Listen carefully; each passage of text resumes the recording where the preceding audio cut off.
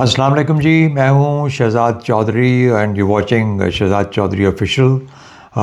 इससे पहले जो हम वीडियो मैंने छोड़ी थी वो पार्ट 1 थी। आज हम पार्ट 2 को कंटिन्यू करेंगे और मुद्दा वही है, स्ट्रेटेजिक लॉजिक क्या कहती है कि क्या इंडिया और पाकिस्तान एक और जंग में, स्कर्मिश में जा सकते हैं, और स्कर्मिश से बढ़ के क्या एक बड़ी जंग भी मुमकिन है इंडिया और पाकिस्तान के बीच में। आज की वीडियो वहीं से शुरू करते हैं जहां पे हमने छोड़ी थी 1999 में। There is no space for war. Pakistan also did not retaliate, realising that if we retaliate that we go into full war now Kargil के ऊपर। तो उस न्यूक्लियर जो आपका जो स्ट्रेटेजिक जो डिमेंशन था उसने लिमिट किया, आपकी रिस्ट्रिक्ट किया आपकी capacity for a war. And same was understood by the Indian side because they decided to just restrain themselves to their side. And that was the limit of conventional space that was available. कि अगर कोई access करेगा तो उसको हम बाहर निकाल सकते हैं, लेकिन क्या किसी पे हमला किया जा सकता है? Impossible. That is when trouble started in another form, किसी और तरीके से. याद रखिए, अफ़गानिस्तान उस वक़्त तालिबान के पास था. So there was no access that India had at that time. 2009-11 happens and all that other stuff happens in the world. उसके बाद फिर अमेरिकन मूव करते हैं. अमेरिकन मूव करने के बाद they move into Afghanistan and 6 months they have control of Afghanistan. And then they put Mr. Karzai into power there. And Karzai साहब, now because of the relationship between India and America, जो कि इस वक्त तक बहुत अच्छे तरीके से इस्टेब्लिश होती जा रही थी, उस वक्त इंडिया को फुटप्रिंट या अपना फुट होल्ड मिला, टो होल्ड मिला इनटू अफगानिस्तान. कारजाई से भी कहा गया, अमेरिकन कंट्रोल में थे और इंडिया ने उस वक्त अपनी जगह वहाँ पे बनाई अफगानिस्तान में, वरना तालिबान के साथ तो ये तो नहीं बना सकते थे. And that is when trouble started to brew for Pakistan. बढ़ना शुरू हो गई, बनना शुरू हो गई. पहले वहाँ पे जाहिर है कि जैसे इंटेलिजेंस काम करती है, अजीत डोवल साहब का जो शोबा है, एंड सिमिलरली में उस वक्त और लोग होंगे, लेकिन अफ़गानिस्तान को एज अ बेस इस्टेब्लिश किया गया पाकिस्तान के ख़िलाफ़ बाय इंडिया. अब वो वॉर तो जारी थी between the US and Taliban, and Pakistani forces engage with the ये जो आउटफ्लो था तालिबान का, जो पाकिस्तान के इलाके में आ गए थे, और यहाँ पर अब ये तालिबानाइजेशन का असर था. तो पाकिस्तानी अफवाज अपनी जंग कर रही थी वेस्टर्न बॉर्डर पे, अमेरिका अपने तौर पे जंग कर रहा था इन लोगों के खिलाफ. तो वो जब the border was so active, तो उस वक्त एकदम से वो होल्ड नहीं मिल पाया इंडिया को कि वो इंडिया ये हरकत करता कि कोई डायरेक्टली वहाँ पे अटैक करे. लेकिन क्या हो रहा है, समझौता एक्सप्रेस हो रहा है, मालेगांव होता है, उसके बाद इधर से ईरान की तरफ से मामला शुरू किए जाते हैं कोई लेटर टाइम फ्रेम. पाकिस्तान के ऊपर 2008 में मुंबई का आता है. So they got into what is called the low intensity conflict, I mean using proxy warfare, because उनको पता है कि अब ये जंग यहाँ पे तो हो नहीं सकती, प्रॉक्सी वॉरफेयर के थ्रू ही हम कुछ हासिल कर पाएंगे, यानी दूसरे को तंग कर पाएंगे. हासिल क्या करना है? तंग करना. चाहे वो कश्मीर के कॉन्टेक्स्ट में था या इंडिया का जवाब पाकिस्तान को भी कश्मीर के कॉन्टेक्स्ट में, लेकिन किसी और जगह से दिया जा रहा था. उसका मुद्दा जो था वो सिर्फ कश्मीर ही बनता था बेसिकली, वरना तो कोई वजह नहीं थी कि मुंबई हो या कोई और जगह हो. या पठानकोट देख लीजिए, उड़ी देख लीजिए, जो बाद में पहलगाम आया, लेकिन पुलवामा उससे पहले था. You look at all these places, सब का सब, all in Kashmir, focus in Kashmir. तो कश्मीर ही वो मसला बना जिसकी वजह से फिर ये लो इंटेंसिटी कॉन्फ्लिक्ट मैं कहता हूँ, लेकिन this became the most deadliest conflict between India and Pakistan. और ये आज भी जारी है किसी ना किसी शक्ल में. Pakistan has been held back because of many things that, पहले मैं टेररिज्म की वीडियो में इसके बारे में बहुत डिटेल में बात कर चुका. पाकिस्तान के पास अब वो कैपेसिटी और टाइम नहीं, फ्रेम नहीं है जिसमें के अंदर वो फ्लेक्सिबिलिटी जिसे कहते हैं ना, फ्रीडम ऑफ एक्शन, वो नहीं है जिसमें कि पाकिस्तान इंडल्ज करे. और ना ही हमारे पास, ना हमारा मकसद है, ना उससे मकसद हल होता. लेकिन इसके बाद क्या होता है? इसके बाद क्या होता है? और ये काम चलता रहता है. यानी so when the BJP comes into power, this should can not go on, this has to be responded. Surgical strike का कभी ड्रामा रचाया जाता है, कभी क्या होता है, हमने जाके उनके लॉन्चिंग पैड्स तबाह कर दी. तो ये सब इस तरह की सब बातें चलती हैं जिनका कोई ना माने है, ना मकसद है, ना उनका निशान होता है. लेकिन बाहर सूरत LOC रिमेन्स दी LOC, और LOC के अगेंस्ट दोनों अतराफ में फायरिंग भी हो जाती है. So we became a hot, it what was used to be a cooled down LOC between 2003 say to about 2014 or 13 certainly heats up. and we now have a very, very hot LOC. And in that, then when the Americans leave Afghanistan, so that's the second front that based around terror that India opens against Pakistan. 2008 भी बीच में हो चुका होता है उस वक्त तक. तो जब ये चीज़ हो रही होती है तो अब against that BJP comes into power and that particular feel के no, this can't be let to go on and Pakistan must be maligned. मैंने इससे पहली वीडियो में जिक्र किया वो 4 शख्सियात का कि कैसे जिन्होंने एक पूरे का पूरा एक जिसे कहते हैं they laid out the fabric for the policy of India और strategic policy of India against Pakistan. वो मैंने 4 आदमियों का जिक्र किया था, वो ज़रूर पिछली वीडियो में जाके देखिएगा. तो जब ये हुआ तो उसके बाद जाहिर है कि एंड देन इंडिया फील्स के no we can not let this दोनों तरफ में मसले चल रहे थे. आज भी जैसे मैंने कहा कि इंडिया आज भी वेस्टर्न बॉर्डर पाकिस्तान का सारा डाउन 2600 किलोमीटर का बॉर्डर है पाकिस्तान का इस तरफ, लेकिन all of it is very active, all active because of India, because of what India is doing in that area. तो पाकिस्तान से कोई एक किसी भी चीज़ का बहाना बना के and then a lot of false flag things begin to happen कि जब क्योंकि मेलाइन करना मकसूद था. मैंने कहा ना जयशंकर साहब का ये मेन एम था, उनका हिस्सा उन 4 लोगों में से ये था कि पाकिस्तान को मेलाइन करना है, दुनिया को दिखाना है, एक ड्रामा क्रिएट करना है without giving any proofs, without giving a joint investigation वगैरह वगैरह. वो सब चीज़ें मैं कह चुका. You must watch my video on terrorism between India and Pakistan का जो है. तो उसके बाद जब आप वो देखेंगे तो आपको ये चीज़ें समझ आएंगी. तो उन्होंने वो अपना रोल अदा किया. अमित शाह साहब वैसे मुसलमानों के ख़िलाफ़ हो गए. कश्मीर को उन्होंने आर्टिकल 370 और 35A को एब्रोगेट करके उसके बाद उन्होंने अपना वो वाला जो पॉलिटिकल एंगल था उसको इनिशिएट करना शुरू कर दिया. तो ये काम हुए. फिर फ़ौज जो है उनके सपोर्टिंग रोल के अंदर ये सब कुछ कर रही थी जो कि कश्मीर के कॉन्टेक्स्ट में उन्होंने एक्टिवेट किया हुआ था. जो इंटेलिजेंस थी वो अफ़गानिस्तान से सारा कुछ कर रही थी. तो फाइनली फिर किसी में somebody thought in इंडिया के ऐसा नहीं हो सकता, ऐसा जाने नहीं दिया जाएगा. So now we have to we stamp our authority. तो उन्होंने बालाकोट पे जब उस वक्त वो पुलवामा का फॉल्स फ्लैग हुआ तो पुलवामा का फॉल्स फ्लैग के बाद फिर उनके खुद अपने 40 बंदे मरे. उनके गवर्नर थे उस वक्त मलिक साहब कश्मीर के. They has given out a full story. उसने कहा सब ड्रामा था. वो कश्मीर के गवर्नर थे. वो उन्होंने खुद बोला ये सब ड्रामा था जो क्रिएट किया गया to enable India to attack Pakistan. तो वो हुआ पुलवामा के बाद फिर ये उन्होंने अटैक किया बालाकोट के ऊपर क्योंकि उनको ये था कि हमारे पास ये मिराज 2000 के साथ उसको स्टैंड ऑफ उन्होंने उसको वेपन्स मारे जितनी रेंज उनके पास अवेलेबल थी. थोड़ा बहुत शायद वायलेट भी किया होगा. We had a reaction but not till then. उस वक्त पाकिस्तान का जो स्ट्रैटेजी थी वो क्विड प्रो को थी कि जो इंडिया करेगा उसका जवाब जाएगा.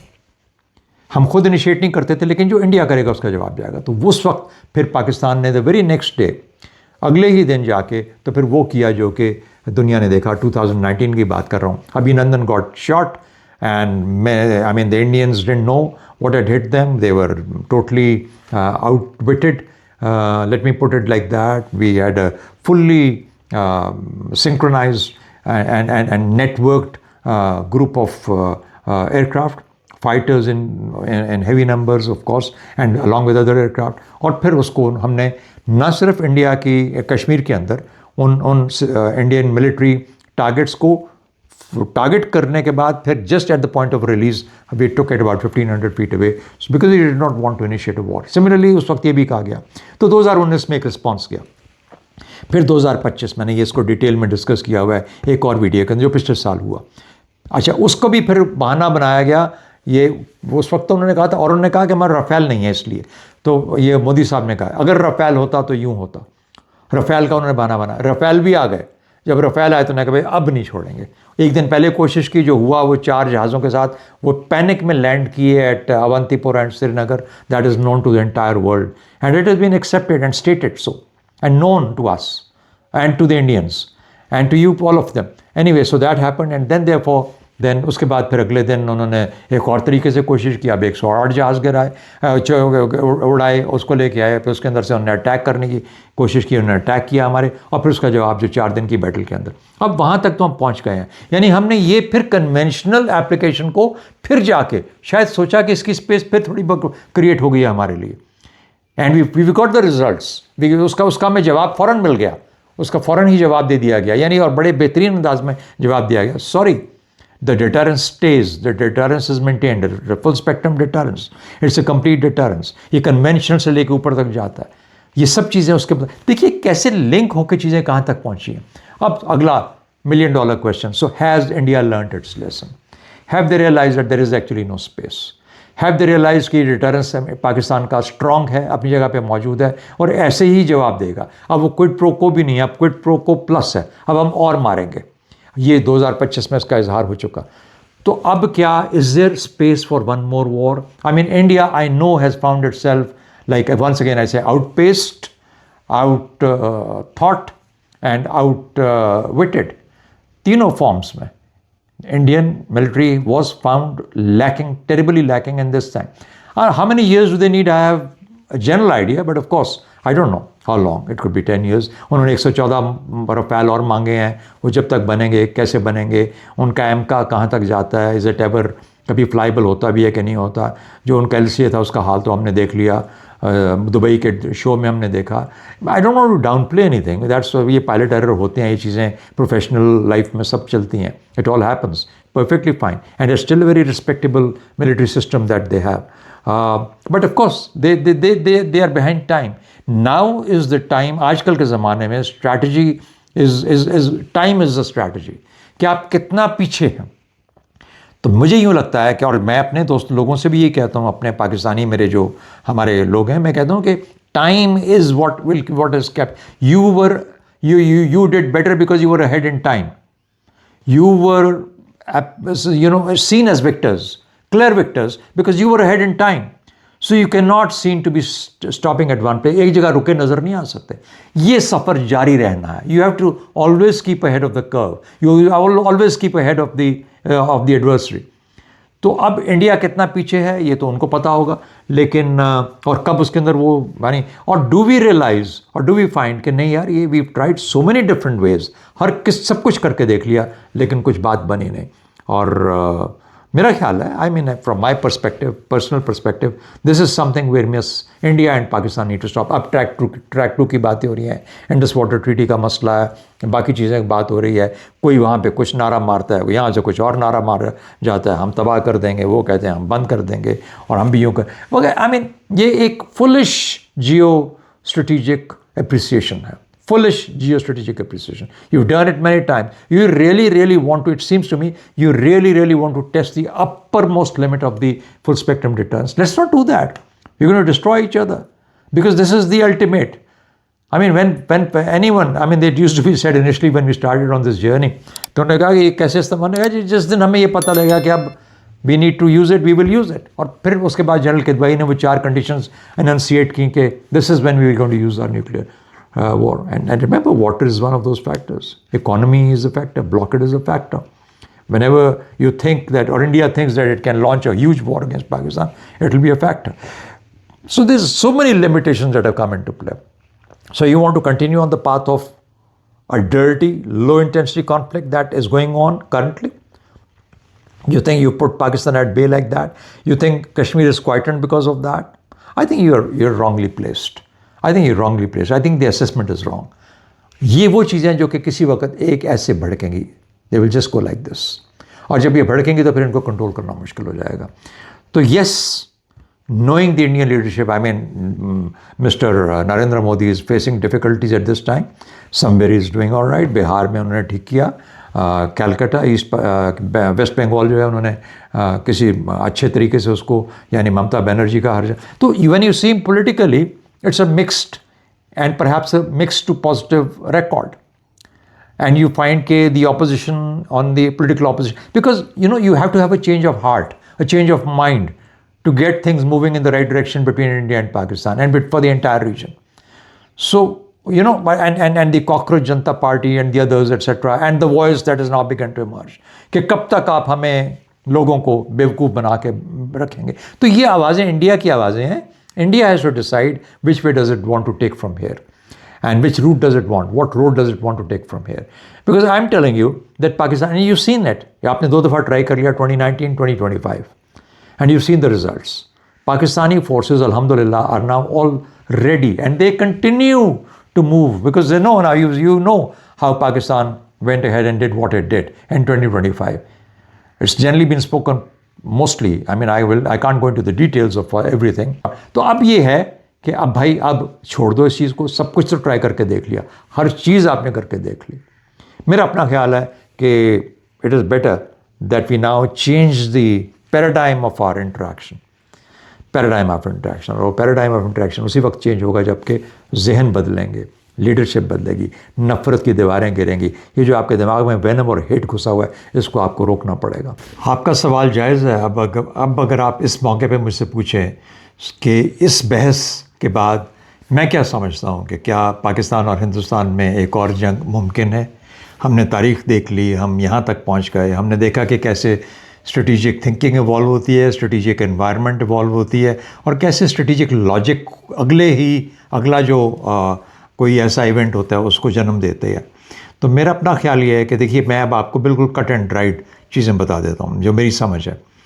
2019 के बाद बावजूद इसके कि अभिनंदन का ड्रॉप हो जाना, गिरना, शूट हो जाना पाकिस्तान की तरफ से, पाकिस्तान फ़ज़ाइया का एक बहुत इम्प्रेसिव डिस्प्ले देना, डे लाइट में देना, छुप छुपा के भी नहीं, ये तमाम चीज़ें एक इस्टेब्लिश कर रही थी कि पाकिस्तान की जो बर्तरी उस कमिश में थी वो वाज़े कर रही थी।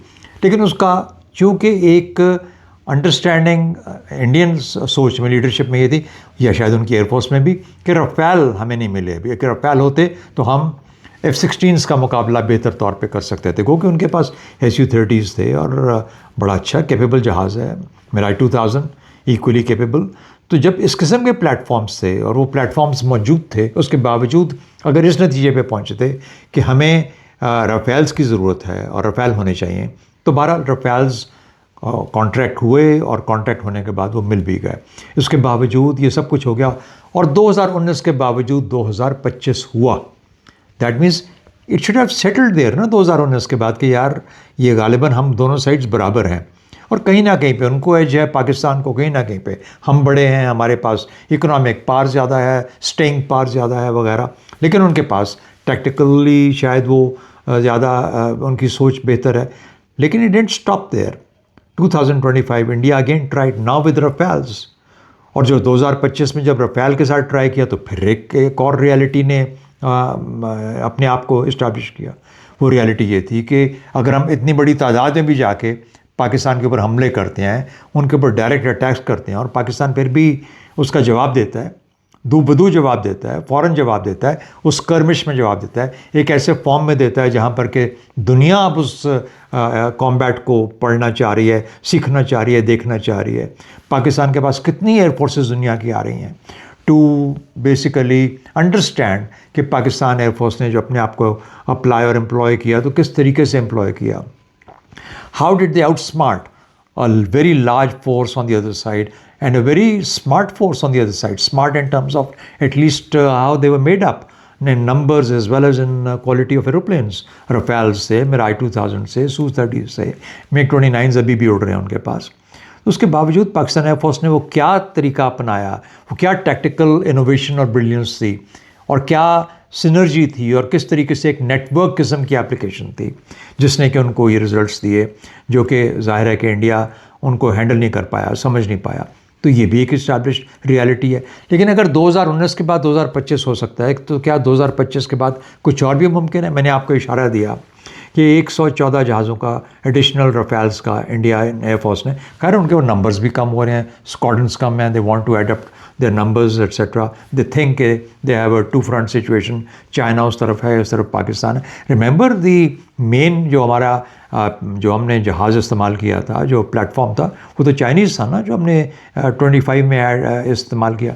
F-16s भी थे, GF-17 भी थे, with their respective roles and employments and their positions, और उनकी कॉम्बिनेशन और एक कॉम्पोजिट फोर्स के तौर पे कैसे वो काम करते हैं तीनों सर्विसेज। लेकिन F-10 with a long range vector which was available in the form of the PL-15 did wonders.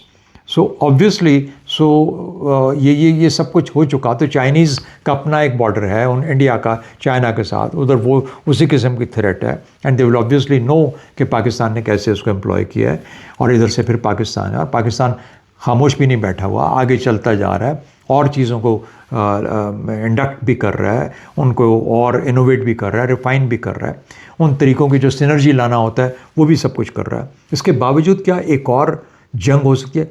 मुझे यूँ लगता है, knowing the Indian leadership as I have said before, कि ये लगता है यार कि इंडिया रुकेगा नहीं, मेरा नहीं ख्याल है। इनको देखिए 2019 को उन्होंने तो वजह दे दी, लेकिन I hope somewhere sanity will prevail. I mean, you keep going, this is a sliding slope. I mean, you keep sliding back in time, in terms, तो आप चलते रहेंगे इसी तरीके से, जवाब मिलते रहेंगे, ऐसा होता रहेगा पाकिस्तान और इंडिया जब तक कि हम उस ब्रिंक्समैनशिप के साथ आगे चलेंगे। तो हमारा जो थ्रेट है, हमारा जो एनवायरनमेंट है, हमारा जो आपस का इंटरेक्शन है, जो पैराडाइम जिसमें हम इंगेज करते हैं एक दूसरे के साथ, unfortunately will stay adversarial, it will always be the same. So somewhere along the way, I think we need to stop and think about it and rationalize कि जो continuous patterns of war हैं various levels के ऊपर, हमने proxy से लेके highest level तक ले गए हैं इसको। इसके बावजूद both sides are holding out। पहले इंडिया को ये शिकायत हुआ करती थी पाकिस्तान से, अब पाकिस्तान को बहुत बड़ी शिकायत है और इंडिया से। इंडिया के पास रिसोर्सेज ज़्यादा हैं, वो स्प्रेड आउट बहुत ज़्यादा कर रहा है, हमारे बॉर्डर्स को उसने बहुत ज़्यादा एक्टिव बनाया हुआ है यूजिंग प्रॉक्सीज। तो ये सब चीज़ें जो हैं ये, and despite that Pakistan is holding out well, it is doing very well. I mean, so any direct skirmish possibly India, if it tries, and it might try, I don't know. देखिए, armies are possibly out of action for some time. If something develops, and it develops around air forces, it develops around drones and missiles, and possibly another service, I don't know, waters, I have no idea how will that play out, and वो multiply कैसे, I think that will make it more complicated, बहुत complicated कर देगा। पिछली 25 में भी उन्होंने कोशिश की अपनी नेवी को मूव करने की, but I think Pakistan air force was very very ready, as well as our Pakistani navy, in terms of countering that threat, and that's a very clearly established एक न्यूक्लियर फ्लैश पॉइंट है ना वो।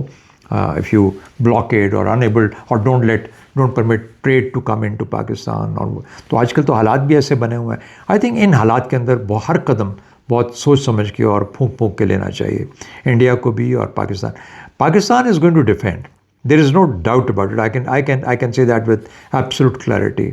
It is India's choice to choose the paradigm that it wants to engage Pakistan with. You want to take it to track twos and talk, you welcome. आप इसको चाहे उसमें Indus water treaty को भी शामिल कर लें, टेररिज्म को भी शामिल कर लें। So let's leave it at that. I hope this fills in lot of things. लोग कहते हैं कि history doesn't teach you much, it teaches you everything. How today is connected to yesterday, how yesterday was connected to day before, and how the day before was connected to the year before, etc., till you go back to the day that we were formed as an independent nation. We need to know the history. We need to know how we have reached where we are. If we understand that, and if we know it, then only we can begin to chart a future.